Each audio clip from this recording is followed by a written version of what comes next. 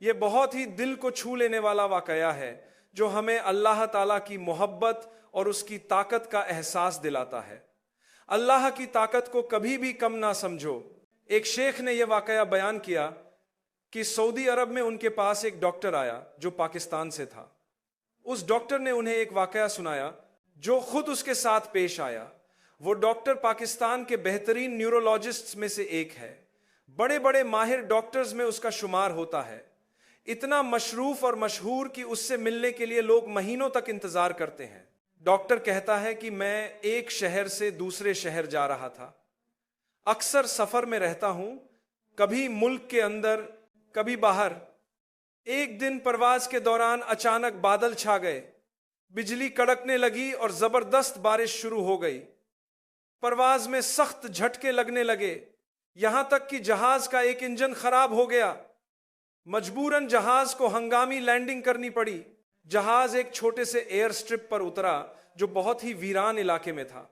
وہاں کوئی سہولت موجود نہیں تھی کہ جہاز کی مرمت کی جا سکے۔ جہاز کے مسافر حیران تھے کہ اب کیا ہوگا۔ ڈاکٹر نے پائلٹ سے پوچھا کہ مرمت میں کتنا وقت لگے گا؟ پائلٹ نے کہا کافی وقت لگے گا۔ ڈاکٹر نے کہا مجھے تو فوراً وہاں پہنچنا ہے۔ پائلٹ نے کہا قریب ہی ایک جگہ ہے جہاں تک گاڑی سے صرف 3 گھنٹے کا سفر ہے، آپ چاہے تو وہاں سے چلے جائیں۔ ڈاکٹر نے یہ بات مان لی اور وہ گاڑی میں روانہ ہو گیا۔ راستے میں پھر بادل چھا گئے، بجلی کڑکنے لگی اور بارش اتنی تیز ہو گئی کہ گاڑی کیچڑ میں پھنس گئی۔ اب آگے بڑھنا ناممکن تھا۔ جگہ کھلے کھیتوں کے بیچ تھی۔ کچھ دیر بعد انہیں قریب ہی ایک چھوٹا سا مکان نظر آیا۔ ڈاکٹر نے اپنے ساتھی ڈرائیور سے کہا کیوں نہ اس گھر میں جا کر پناہ لیں، نماز پڑھ لیں اور شاید کچھ کھانے پینے کو بھی مل جائے۔ انہوں نے اس گھر کے دروازے پر دستک دی۔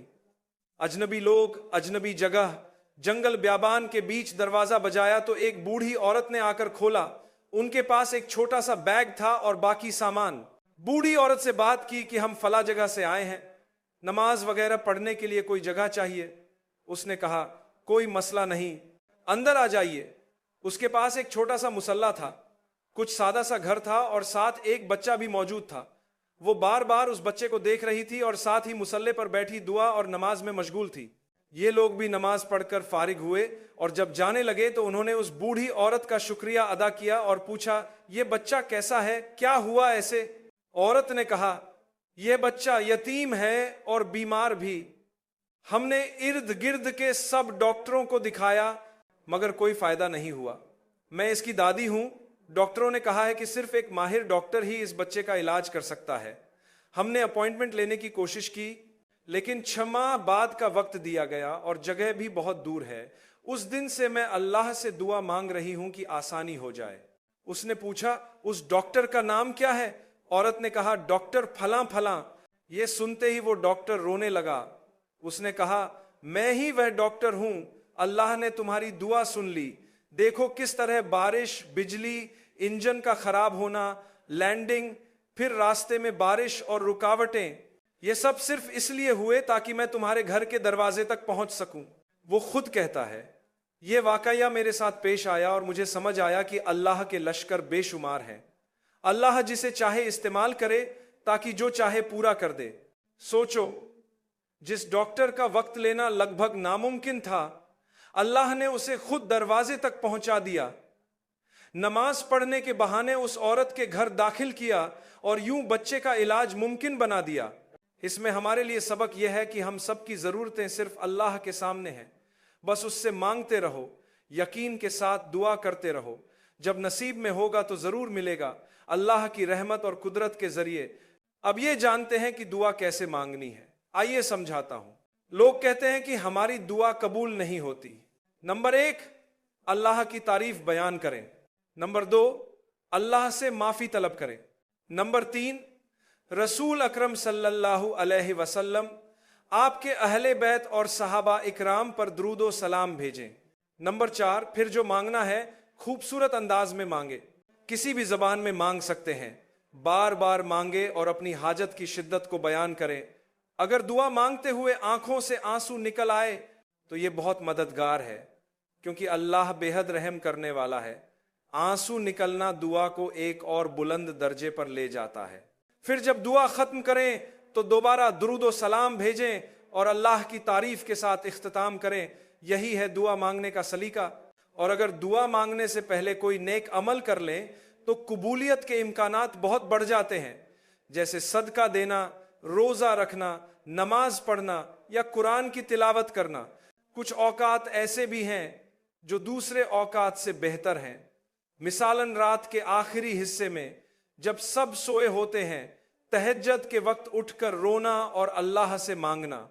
اس وقت اللہ تعالیٰ سب سے قریب ہوتا ہے اور فرماتا ہے، کون ہے جو مجھ سے مانگے تاکہ میں اسے عطا کروں؟